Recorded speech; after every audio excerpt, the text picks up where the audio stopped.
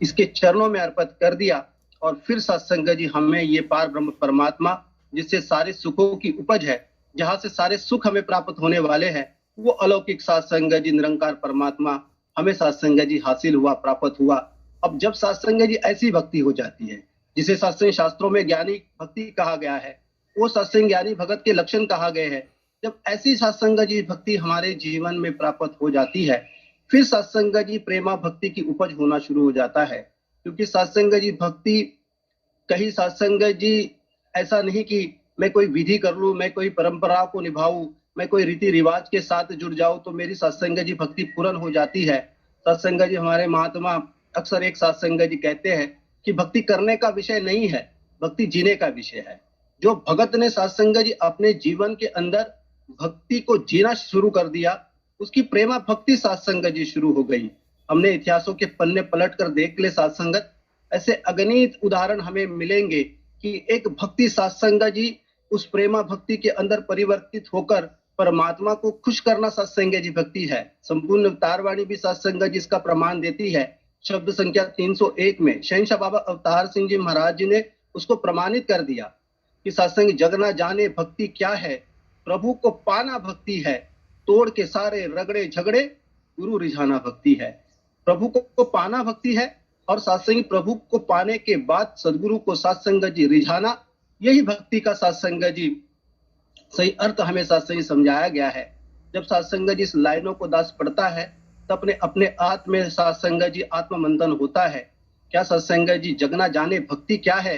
प्रभु को पाना भक्ति है। चलो सदगुरु के सच्चे पातशाह की कृपा से सत्संग जी इस निरंकार का एहसास मुझे हो गया है, इसकी प्राप्ति मुझे हो गई है। पर जब भी सत्संग जी ये दूसरी लाइन जब मैं पढ़ता हूँ कि तोड़ के सारे रगड़े झगड़े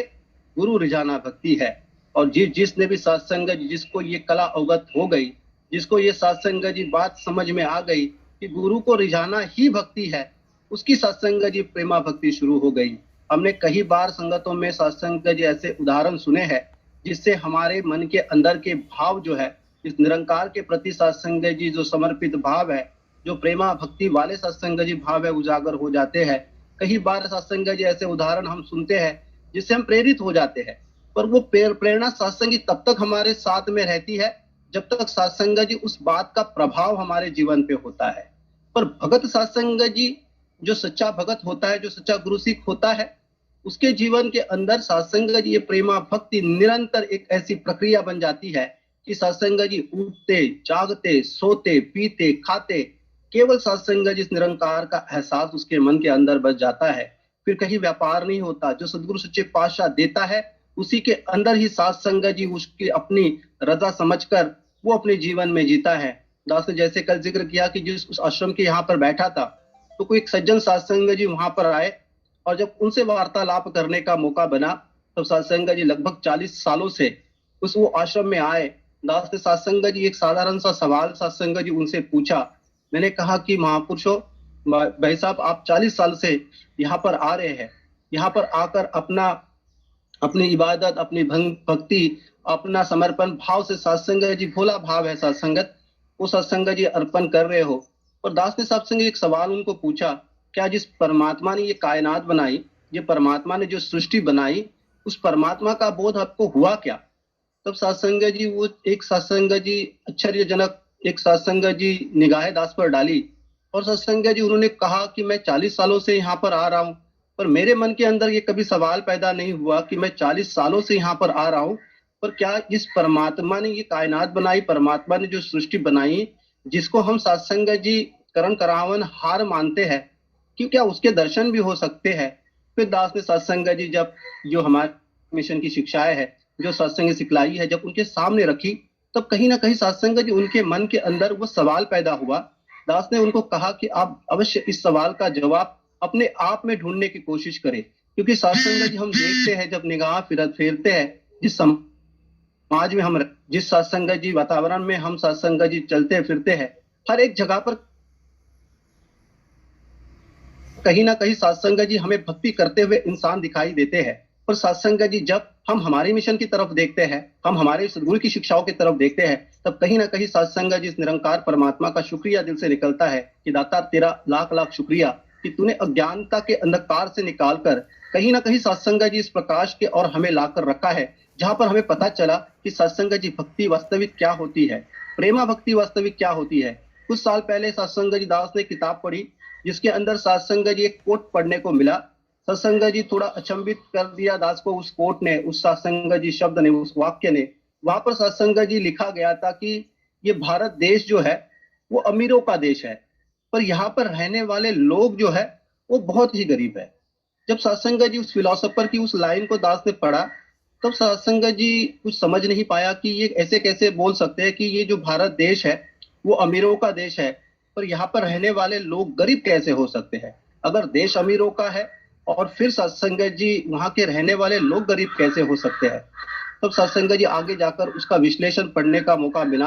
तो सत्संग जी उन्होंने उस कोट को इसलिए लिखा था कि उन्होंने सत्संग जी देखा गया, उन्होंने कहा कि मैंने इसको आध्यात्मिक दृष्टि से लिखा है, मैंने यहाँ पे स्पिरिचुअलिटी के हिसाब से मैंने लिखा है कि मैंने देखा कि पूरे दुनिया में ये भारत देश ऐसा देश है जहां पर अनेकों साधु संतों ने, अवतारी पुरुषों ने,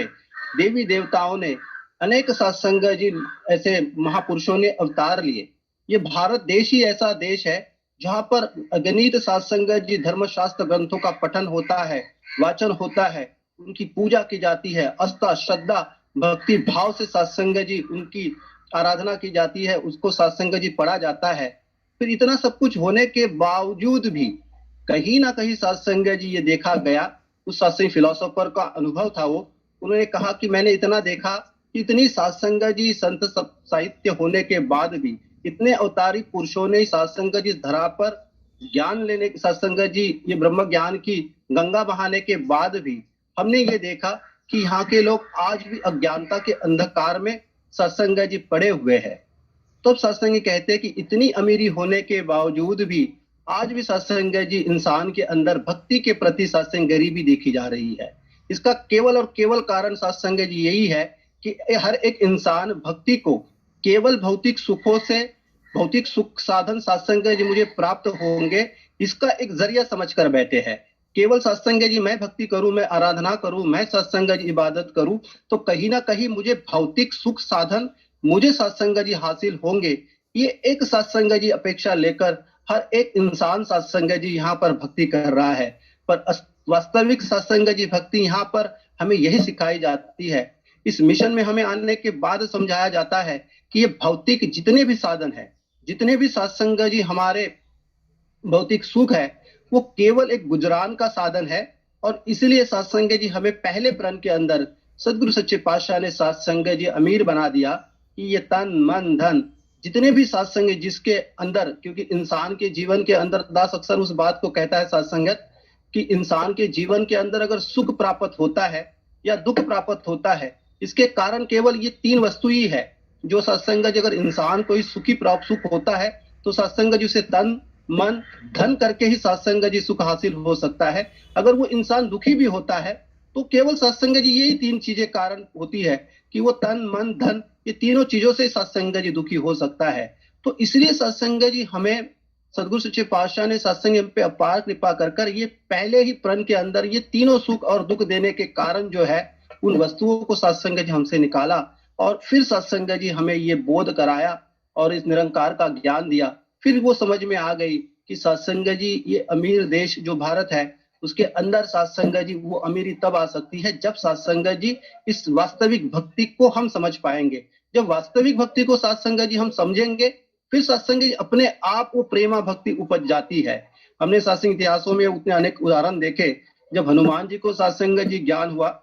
परमात्मा के प्रेम में सत्संग जी इतने विभोर हो गए कि जब सत्संग जी खुश होकर सीता माई ने सत्संग जी उन्हें नवरत्न का हार जो हार दिया, मोतियों का हार जो दिया, सत्संग जी उन्होंने उसके सामने उसको तोड़ तोड़ कर देखा। क्या सत्संग जब सीता माई पूछती है कि हनुमान जी मैंने आपको तो ये हार उपहार के तौर पे दिया, आप इसे तोड़ क्यों रहे हैं? तब सत्संग जी उस भगत का सामने से जवाब आया कि मैं देख रहा हूं इसके अंदर राम कहां पर है, अगर इसके अंदर राम नहीं तो ये मेरे किसी काम का नहीं है। सत्संग जी ये प्रेमा भक्ति होती है। वो गिलहरी जिसकी सत्संग जी कोई कैपेसिटी नहीं थी, कोई क्षमता नहीं थी कि सत्संग जब वो राम सेतु बनाया जा रहा था तो सत्संग जी अपने पीठ पर थोड़ी सी मट्टी लगाकर लाकर सत्संग जी उस सत्संग कार्य में अपना योगदान दे रही थी। जब किसी ने पूछा कि तेरा इतना योगदान से क्या होगा, सामने से उस भगत का सत्संगी जवाब आया, जब इतिहास लिखा जाएगा तब मेरा नाम जो है उसमें शामिल होगा कि एक भगत के नाम के ऊपर एक सत्संगी श्रेणी में नाम शामिल हो जाएगा।